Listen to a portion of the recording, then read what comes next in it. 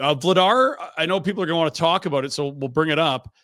If there's a team that needs a goalie, and there are some teams out there that are looking at goalies, if they see Dan Vladar playing like this, does that change anything for you? Because I know coming into the year, there was a lot of talk about Dan Vladar being a UFA and a potential rental that they could sell at the deadline. I understand the Cooley and the American League team, that argument of that keep him there. He's crucial to it. And if they get some bodies back later, that's a team that could go on a run, albeit a rough stretch that they just played. But also, if you can get some assets for a guy that's going to likely walk this summer anyway, like where are you at on the possibility of Vladar moving before Friday, or what he might even be worth at this point? Because today doesn't hurt, at least. Yeah, it doesn't hurt. I mean, I think the challenge is there's better goalies and or other goalies available in the market that might cost you less. I mean, I think the big challenge for Vladar is he doesn't play very much. And so the sample size, even with this season, is still fairly small for him. For a guy who's coming up on his 27th birthday, he hasn't played a ton of hockey. So that can cut both ways. If you're a goalie department and you're looking to get someone long-term, which you probably aren't at the trade deadline, but you look at him and go, like, I'd say with Devin Cooley, for example, guy of a similar age with almost, very little NHL experience, some moderate pro experience as he went to college. But you can look at Cooley's fundamentals and go, oh man, he's so good. And he hasn't played a lot. Imagine once our goalie coaches got a hold of him, what he can turn into. And he's a third of the cost to Dan Vladar. And a third of the cost to Dan Vladar. With Vladar, though, I mean, Vladar hasn't played a ton, and has an injury history, and he's in his, he's coming up on free agency. I would just be questioning, like, okay, what do you think you're getting for him? Because he's definitely shown the ability to be excellent in chunks. Yeah. And I think the challenge is the reason why he's potentially on his way out, whether as a free agent or in the trade market, is simply because he hasn't been able to put together long enough stretches to really steal a job. I'd agree entirely. And look, like, all these teams have goalie departments. They all value the position a little bit differently.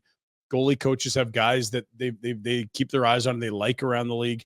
There could be a team that really likes Dan Vladar, and maybe you could get a late pick for him. But what you always caution me is, like, what's the cost to the organization of bringing Devin, not Logan Cooley, up to play, and now leaving Walter Gnatchev and an ECHLer. Especially the idea, like, Cooley, since he came back from his upper body injury, has sort of been all over the place. He's sort of had a couple good games, but he's been, he's had some rougher games. Probably if you plotted out his performances on the year, some of his worst outings this season have been since the injury. As we've seen, we saw Jacob Markstrom have an upper body injury. And the team's struggled more too, right? It's sort of a team that's everything's sort of off kilter.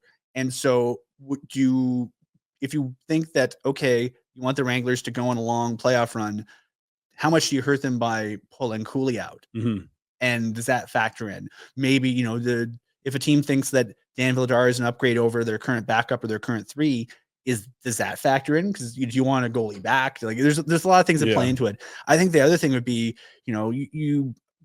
this will age me, but I remember one of the first trade deadlines I covered was when Brian Burke was the interim GM, and he very famously turned down trades for Mike Camilleri. That was his story. I'm not sure I take him at full face value there, as it was a very, very late developing deadline, and things were coming right down to the wire. And maybe if I missed by a minute, I can start telling you the story about, we can't set prices too low. It's like, well, you're going to be gone as a GM in a month anyway. You're hiring a GM. Yeah. But the next GM doesn't inherit what you traded. The concept that you don't want to negotiate against yourself. You don't want to sort of make people go. And I think negotiating yourself is much more of a thing with contracts than with trades. But, if you set the precedent that, like, we'll give you anything, whatever you want for whatever, once it gets a certain time on Friday, like, I think you want to be wary about setting a market against yourself. But at the same time, you also need picks. Like, this is the kind of situation. Here's where I'm at. I'd rather have a fifth rounder than not. Just generally speaking, because that's the guy that could turn into a good player. Like, you've seen Mangiapane in the 6th, Wolf in the 7th, Gaudreau in the 4th. Like, they don't all hit clearly, but you can still find a player. Well, maybe he's a player, maybe he's not, with later picks. So if you can get one, go get it. But I'm not holding my breath for high value for him. I know they gave up a third years ago for him. maybe you see more injuries in the next week and he continues to play well and that changes things. But I think it's a low probability gets moved for a lot of things you're saying. And what I just laid out. Yeah.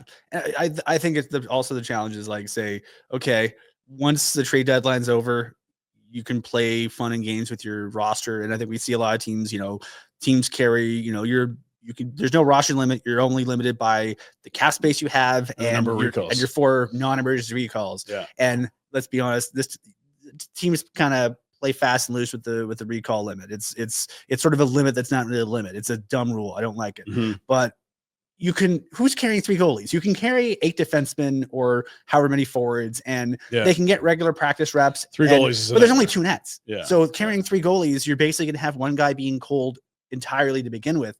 So even if you were sort of on the fence about getting Vladar, you have to be really, really confident that he's better than your 2. Yeah, you're only trading for him if he's an upgrade on your roster. I agree with that entirely. Hey guys, thanks for watching. Be sure to check out more of our content right here on the Flames Nation YouTube page. We had a bunch of great long form interviews. You can check out some videos we've done as well outside of the studio. And of course, if you want more writing or merchandise stuff, flamesnation.ca or nationgear.ca. Appreciate you watching.